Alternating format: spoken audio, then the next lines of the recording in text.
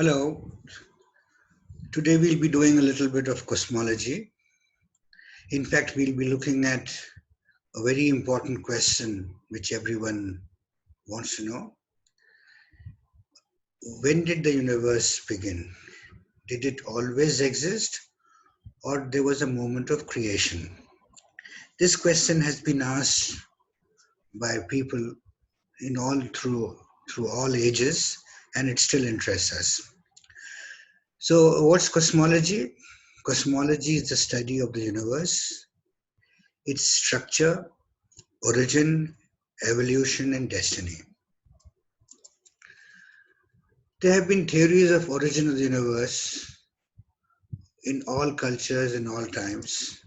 We have theological theories, say Greek mythology of creation of universe, Chinese creation myth, the concept of creation in Hinduism, the biblical account of creation, and so on. And we have scientific theories. We have the Big Bang theory, the commonly accepted one, and the steady state theory, which believes in continuous creation. Let's look into the Greek mythology. Yeah, the ancient Greek cosmology says, in the beginning there was an empty darkness. The only thing in this void was Nyx, chaos, a bird with black wings. With the wind she laid a golden egg, and for ages she sat upon the egg.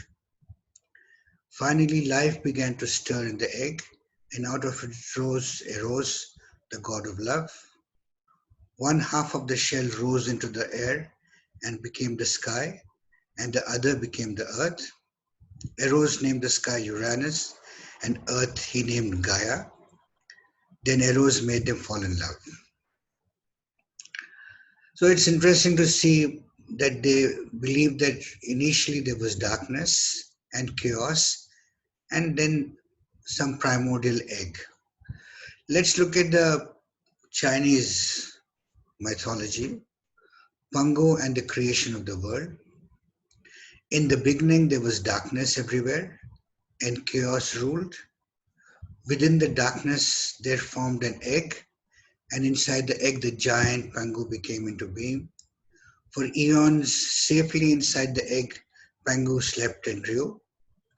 When he had grown to gigantic size, he stretched his huge limbs and in so doing broke the egg.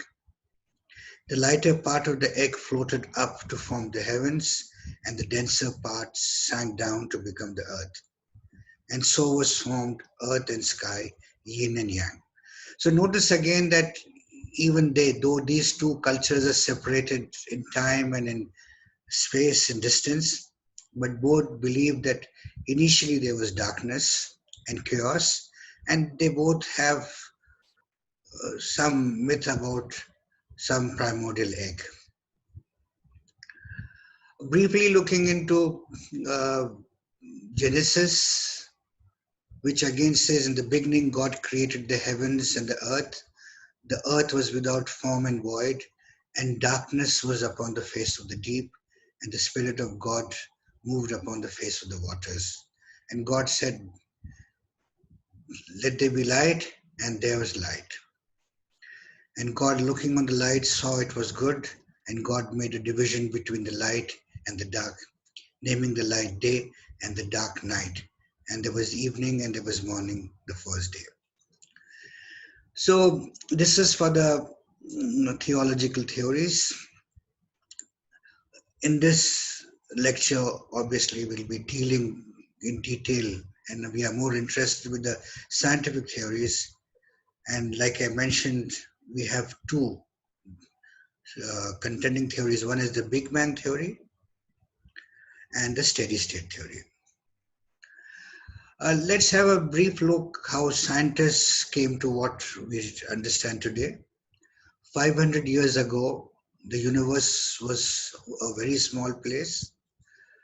It was believed that our home, the earth, was the most important thing. Earth was considered to be the center of the universe. The sun, the moon, and the 5 planets, Mercury, Venus, Mars, Jupiter and Saturn were small objects which orbited the Earth, and stars were believed to be points of light studded on this a spherical shell centered again on Earth. Except for changes in day and night and seasons, nothing much changed in the universe. This was the concept not very long back, just 500 years back. The universe was essentially seen to be unchanging, static, and unevolving. Uh, then in 1543, Nicholas Copernicus gave his sun-centered cosmology, where Earth lost its center stage, and it was realized that the sun was the center of our solar system, and also they thought that sun was the center of the whole universe. Today we realize that universe is a much bigger place. The visible extent of our universe, as we understand today, is about 13.7 billion light years, and the last structure of the universe is something like this. There are filaments, and along the filaments you have stream of galaxies, galaxy clusters, and there are huge big voids at the center. Here is an image, the Hubble Deep Field, which is generally known as. This is an image taken by the Hubble Space Telescope of a very dark portion of the sky. It's a very long exposure, amounting to somewhere around 10 hours of exposure. A place where with naked eye or with the best of telescopes we see nothing at all. But when Hubble Space Telescope was turned to this dark patch and a deep exposure was given, we got all these beautiful objects. There are innumerable objects there, some foreground stars and many right behind our galaxies. So this image is taken of galaxies that are billions of light years away. One thing to remind you, though light travels at a very high velocity, 300,000 kilometers per second, but it is a finite velocity, which is very important for us, because if the light had traveled at infinite velocities, we would have just seen the universe as it was at this moment.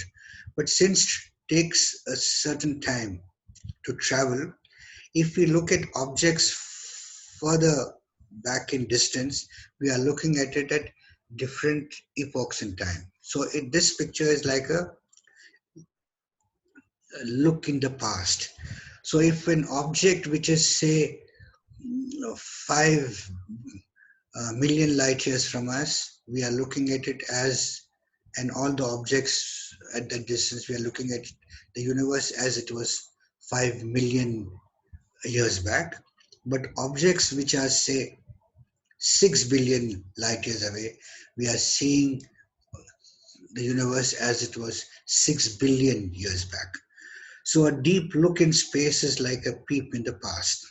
So this gives us, if we look at different distances, uh, we get snapshots of the universe at different epochs in time.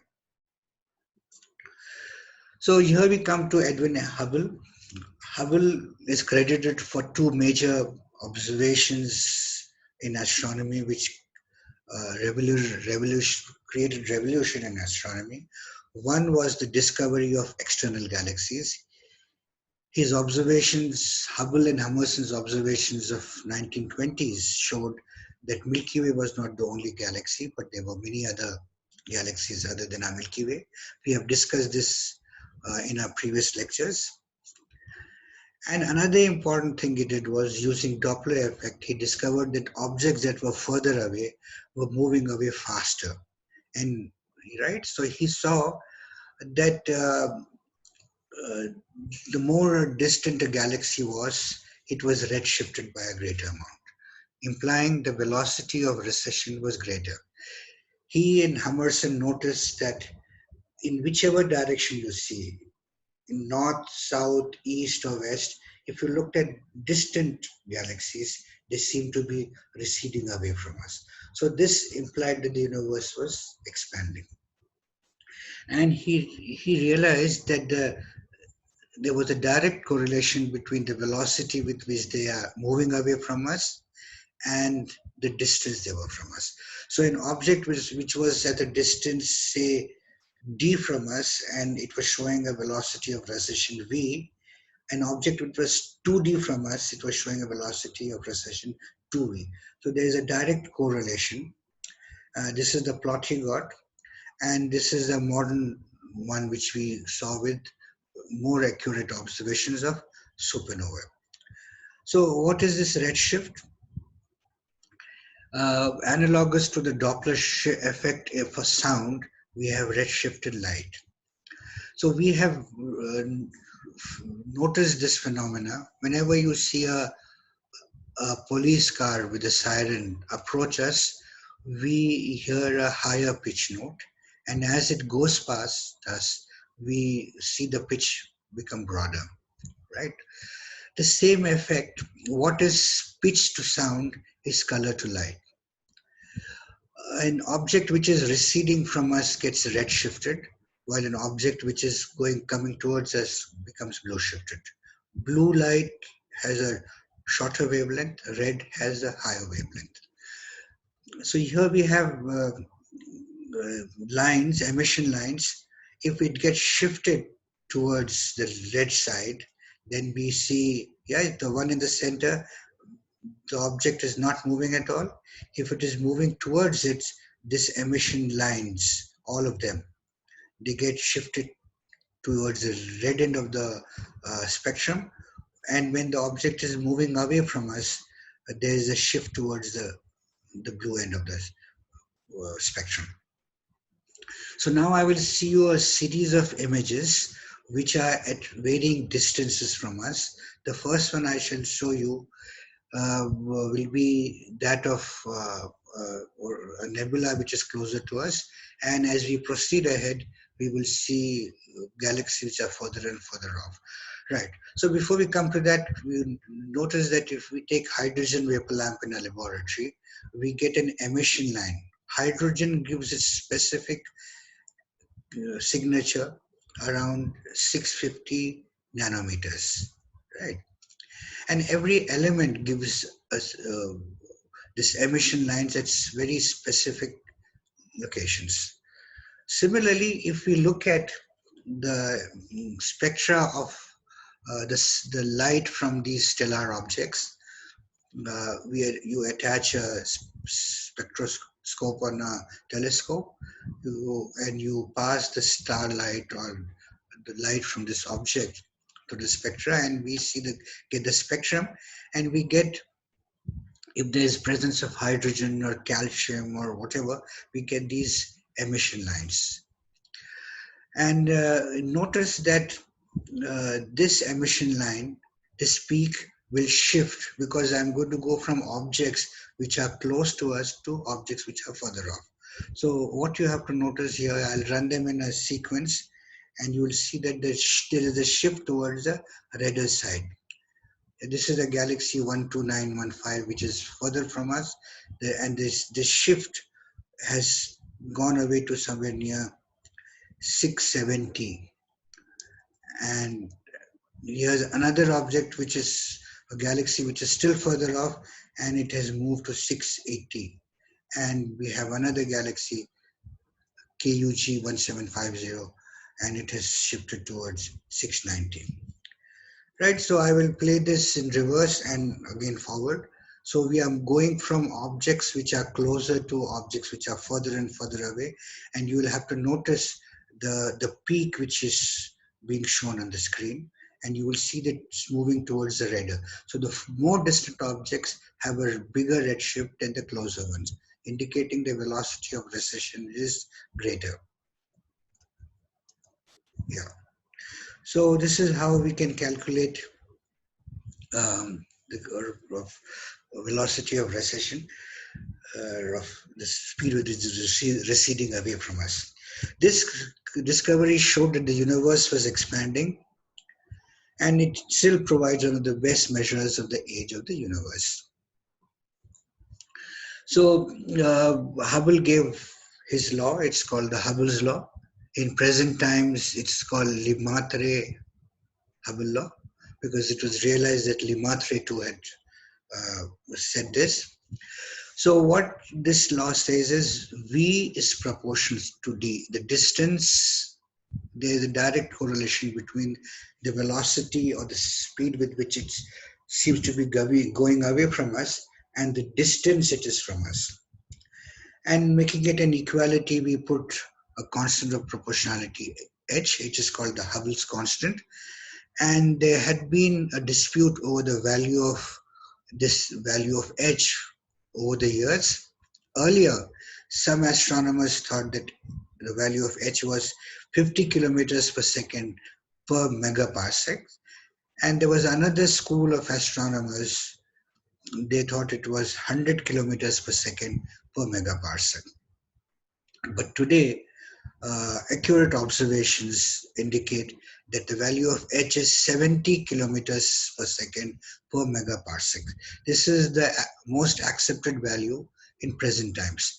So what it means is, if an object is 1 megaparsec away from us, then I will see the velocity with which it's going away from us is 70 kilometers per second.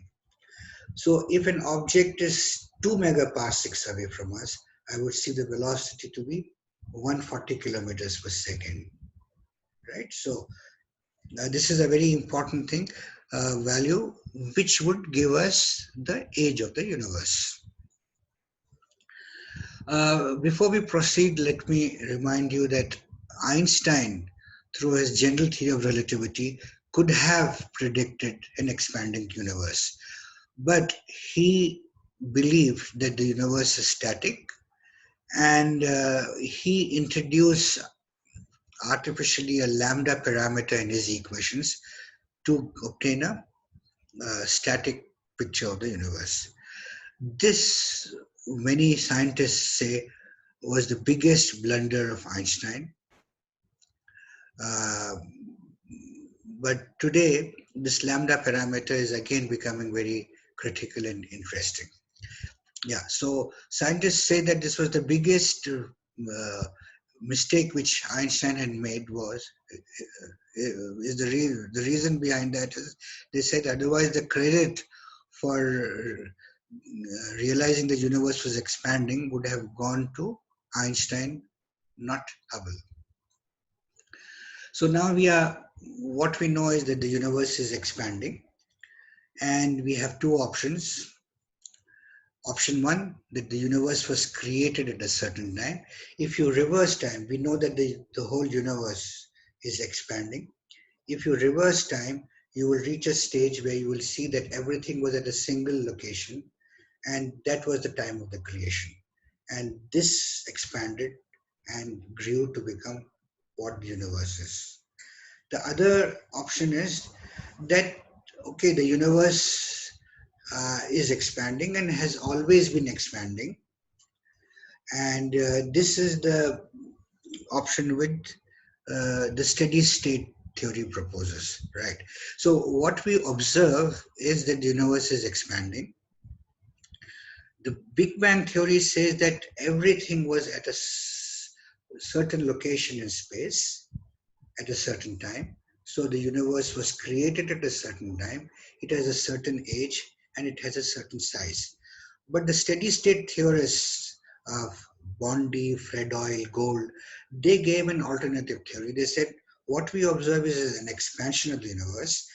And they said that the universe is expanding. It has always been expanding, right? So there is a cosmological principle. The cosmological principle says that the universe is isotropic and homogeneous.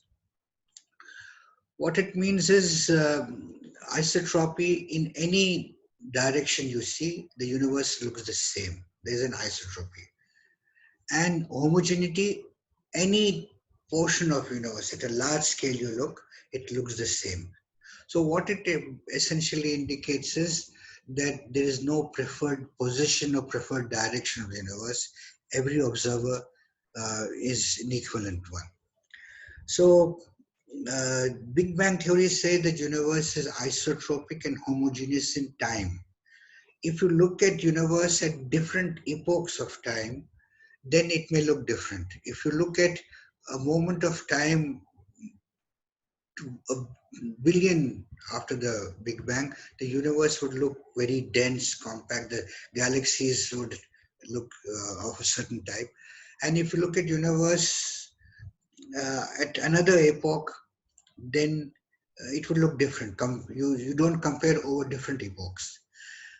But the steady state theory talks about the perfect cosmological principle, which says the universe is homogeneous and isotropic in time as well, not just at a certain epoch in time, but it is looks the same in at all moments of time. And what they suggest is that there is a constant and a continuous creation of matter. So as universe expands, it creates matter to maintain its homogeneity and isotropy. So there's a continuous creation of matter. But the presently accepted, more accepted theory is the Big Bang theory because it has lived up to all observations, to almost all observations what you have. And steady state theory could not explain certain things. So the steady state theorists, they keep modifying it, and now they call it the quasi steady state theory and so on. But one thing which I would like to speak now is that the state theorists have played a very important role in uh, putting Big Bang theory in, on, on very concrete grounds. They kept questioning the Big Bang theory and they kept pushing them to prove that that theory is correct. In fact, the term Big Bang also was given by the steady state theorist. So when it was being said that the universe is expanding, and if you reverse time, you would get the whole matter and energy of the whole universe into a single location, a singularity, which explodes. So the steady state theorist said, "Oh, so there a Big Bang?" And they said, "Fine, let's take it as the Big Bang," and they coined the name Big Bang theory. Then the Big Bang theory believes that the universe, as you squeeze universe into smaller and smaller regions, it would get hotter and denser and hotter. And they believe that initial universe was very hot. So the steady state theorists put forth to them and said that that temperature over the time which has elapsed should have cooled down, and there should be that relic temperature still remaining in the universe. And the calculated value was around 3 Kelvin. And and this was a very important radiation which had to be found, which is called the cosmic microwave background radiation, which was observed by chance by Penzias and Wilson. And that put Big Bang theory onto very strong grounds. Uh, Dr. Priya Hassan will be talking about the CMBR later in the next talk. So in favor of option one, the creation of universe, everything that we know, they have a beginning, they sustain for a certain time and they die. Humans, animals, plants, microorganisms, they have a beginning, they are born and they have an end, their death. Atoms have a lifetime, they are created and destroyed. Earth has an age. It was created 4 billion years ago and it will die when our sun becomes a supergiant, a giant star. Moon has an age, which will be similar to age. So does sun have a beginning and it has an end, and all stars are created and destroyed.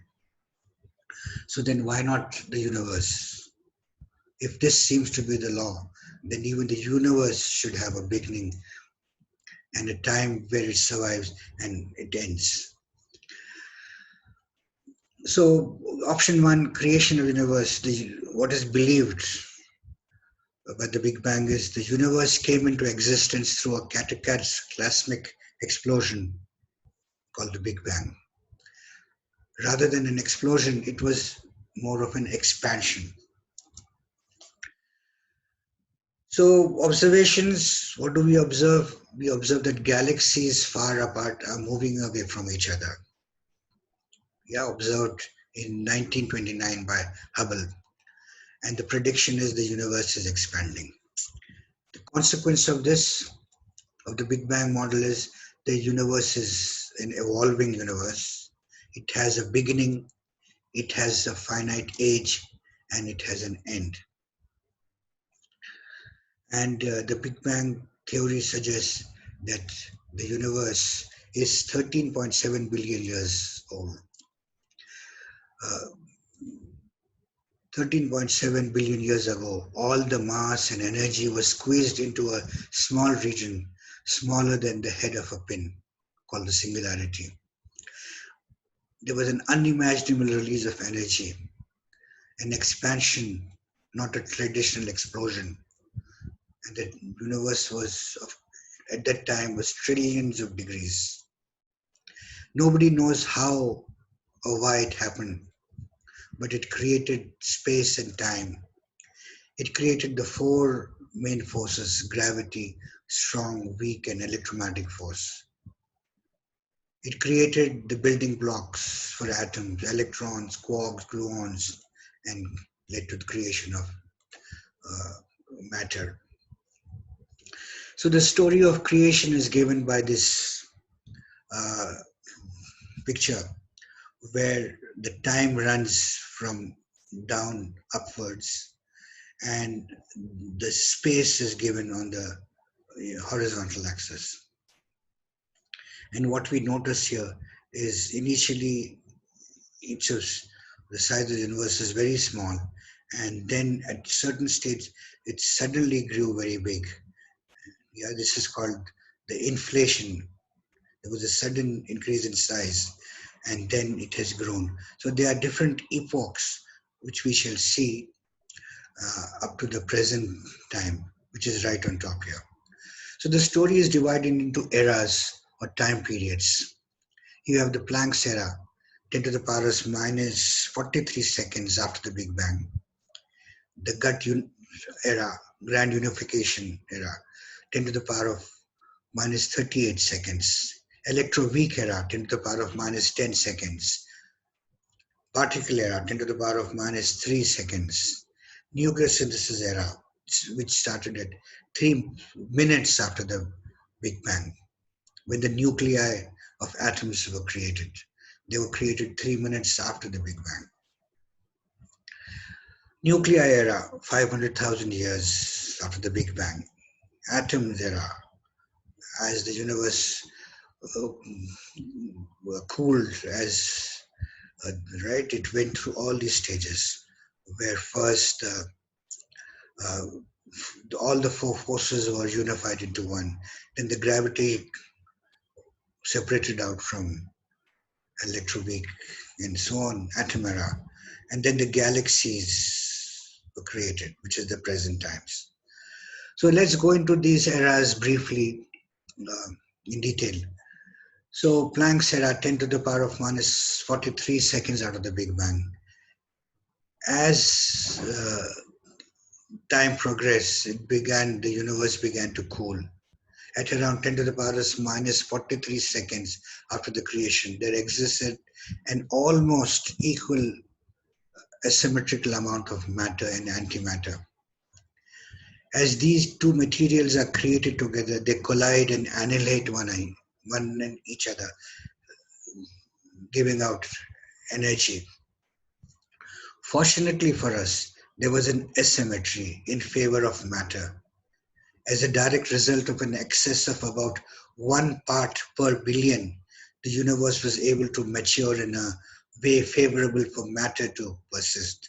Right? There was 1 part per billion more of matter than antimatter. And that led to matter being more. As the universe first began to expand, this discrepancy grew larger. The particles which began to dominate were those of matter.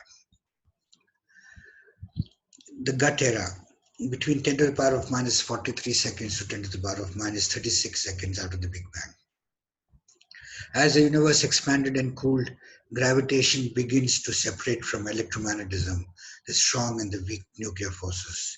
Eventually, the grand unification is broken. The only particle expected at this time is the Higgs boson. Electroweak approach between 10 to the power of minus 36 seconds and 10 to the power of minus 12 seconds after the Big Bang. The temperature of the universe is low enough, about 1028 Kelvin, to separate the strong forces from the electroweak forces. This phase transition triggers a period of exponential expansion known as the cosmic inflation. Inflationary approach epoch between 10 to the power of minus 36 and 10 to the power of minus 32 seconds after the Big Bang. During inflation, the universe is flattened. Its spatial curvature is critical, and the universe enters a homogeneous and isotropic, rapidly expanding phase with seeds of structure formation. Nucleosynthesis era, between 3 minutes and 20 minutes after the Big Bang. The temperatures of the universe fall to the point where atomic nuclei can begin to form. Protons, hydrogen ions and neutrons begin to combine into atomic nuclei in a process of nuclear fusion. However, nucleosynthesis only lasts for a short time, after which the temperatures and densities of the universe have fallen to the point where nuclear fusion cannot continue. At this time, there's about 3 times more of hydrogen than helium-4 by mass, and only trace quantities of other nuclei. 70,000 years after the Big Bang is the matter-dominated phase of the universe. At this time, the densities of non-relativistic matter, atomic nuclei, and the relativistic radiation photons are equal. The gene's length, which determines the smallest structure that can form, begins to fall, and perturbations begin to grow in amplitude. The period of recombination. 377,000 years after the Big Bang, hydrogen and helium atoms begin to form. Initially, hydrogen and helium, the temperatures are so high that they are in ionized state. As the universe cools down, the electrons get captured by the ions, making them neutral. This is known as recombination. At the end of recombination, most of the atoms in the universe are neutral. Therefore, the photons can now travel freely. The universe has become transparent. The photons in this epoch travel undisturbed and are those that we see in the cosmic microwave background radiation. Then there was a period which is called the Dark Ages. Before the decoupling of matter from energy, most of the photons of the universe interacted with the electrons and the photons in the photon baryon fluid. As a result, the universe is opaque or foggy. The structure formation was during the reionization, 150 million to first 1 billion years after the Big Bang. The first quasars form from gravitational collapse. The intense radiation they emit reionizes the surrounding universe. From this point on, most of the universe is composed of plasma. Then we have the stage where the formation of stars took place.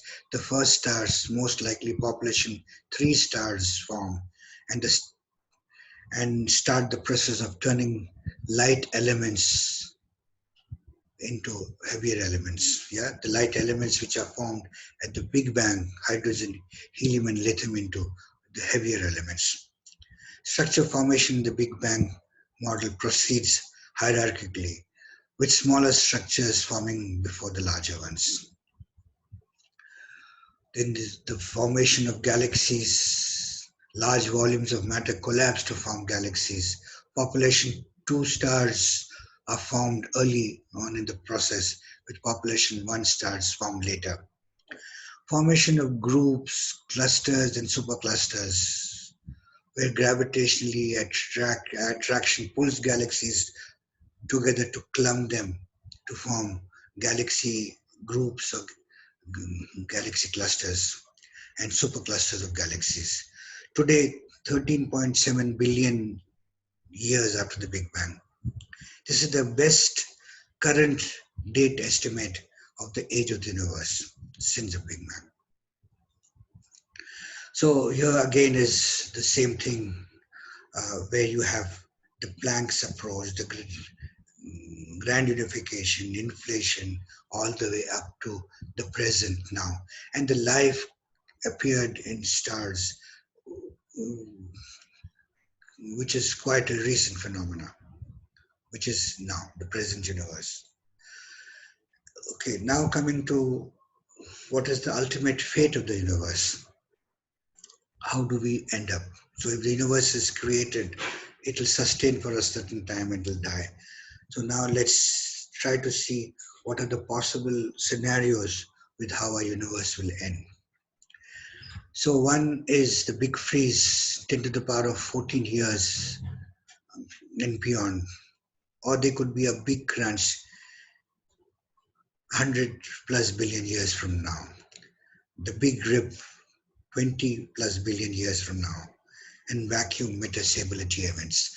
So these are all speculations based on scientific grounds where astronomers, cosmologists try to explain how would the universe end. So the fate of the universe, the big freeze suggests that 10 to the power of 14 years from now, the universe will continue to expand as it has been.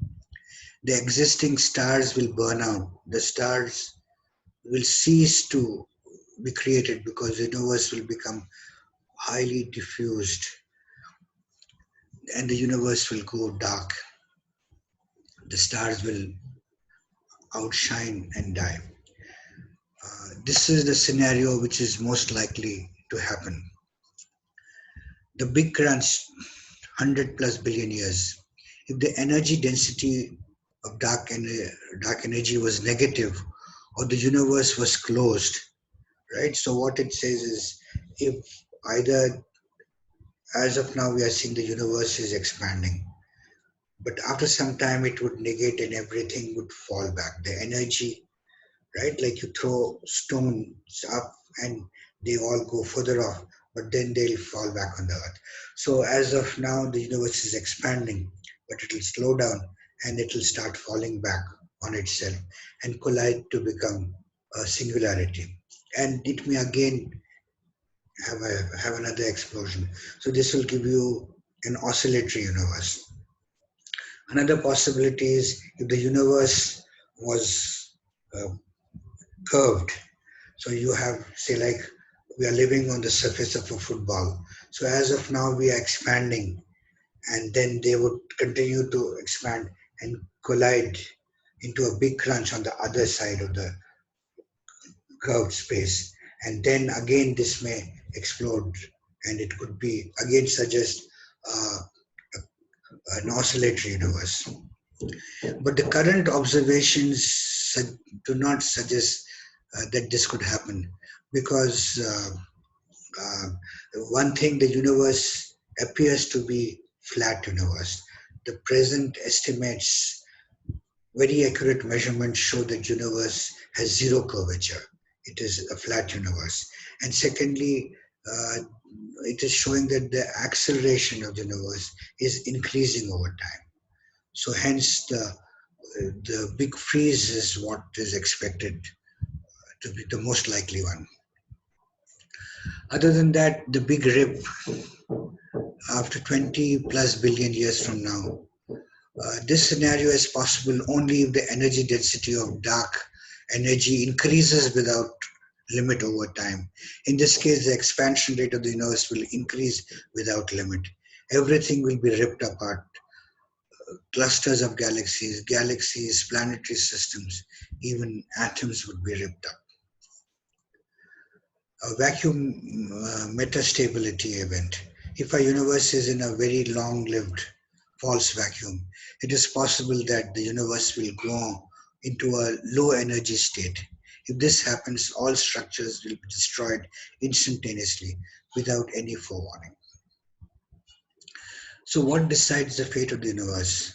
We have to get accurate, better estimates of what is the mass of the universe. We have to get exact uh, idea about the curvature of the universe, and we have to understand the dark energy well. And these three are very crucial things which we have to know to predict what would happen. So, with this, I will conclude. Big Bang model describes our current understanding of the universe. New discoveries such as dark matter and accelerating expansion, dark energy, leads us to refine our models. But there is no crisis in our understanding as of yet. Science is an ongoing process, forcing us to test our models through predictions and observations. The more tests it passes, the greater is our confidence in it. Thank you.